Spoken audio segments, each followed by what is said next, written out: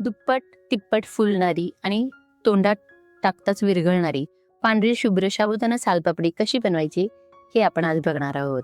चला तर मग रेसिपीला सुरुवात करूया. ही रेसिपी बनवण्यासाठी इथे मी 1 किलो साबुदाणे घेतलेले आहेत.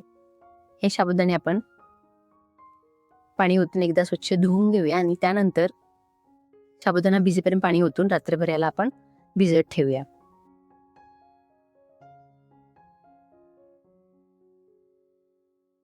बघा, चांगले रात्रभर भिजल्यानंतर साबुदाणे आपले चांगले फुललेले आहेत. पूर्ण टोप भरलेले नाही, पण थोडासा कमी आहे. तर आता हे साबुदाणे आपण एका भांड्यात काढून घेऊया.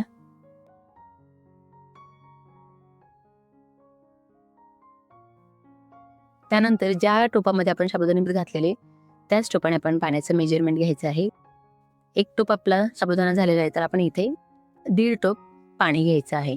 हे पाणी आपण आता तापत ठेवूया.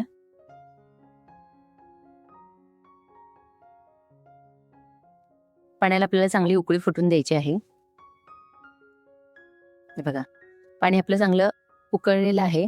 आता थोडंसं आपण त्यातलं पाणी काढून घेऊया, कारण की आपला टोपभर साबुदाणा नव्हते, थोडेसे कमी होते. लागलं तर आपण परत वरून घालू शकतो.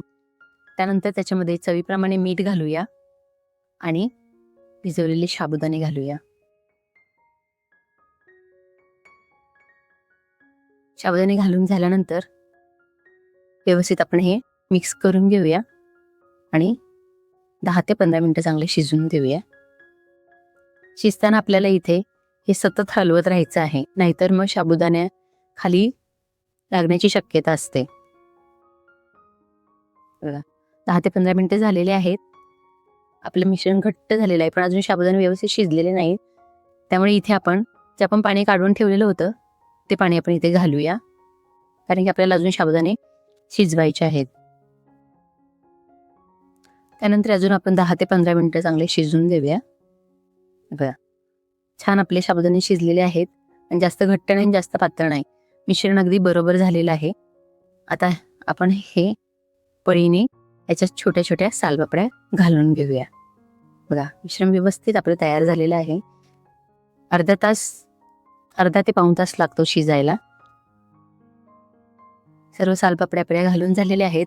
आता ह्या आपण 2 ते 3 दिवस कडक उन्हात चांगले वाळवून घ्यायचे आहेत.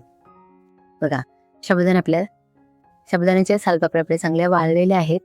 आता आपण तेलामध्ये फ्राय करून बघूया. बघा, तेलात टाकताच दुप्पट ते तिप्पट फुलते मस्त. खायला सुद्धा छान लागते. तुम्ही सुद्धा ही रेसिपी नक्की करून बघा. तुम्हाला माझी रेसिपी आवडली असेल तर माझ्या चॅनलला लाईक, शेअर आणि सबस्क्राईब करायला विसरू नका. आणि तुमचे अनुभव माझ्या कमेंट्समध्ये नक्की सांगा. तुम्हाला माझी रेसिपी आवडली असेल तर माझ्या चॅनलला लाईक, शेअर, सबस्क्राईब करायला विसरू नका. थँक्यू.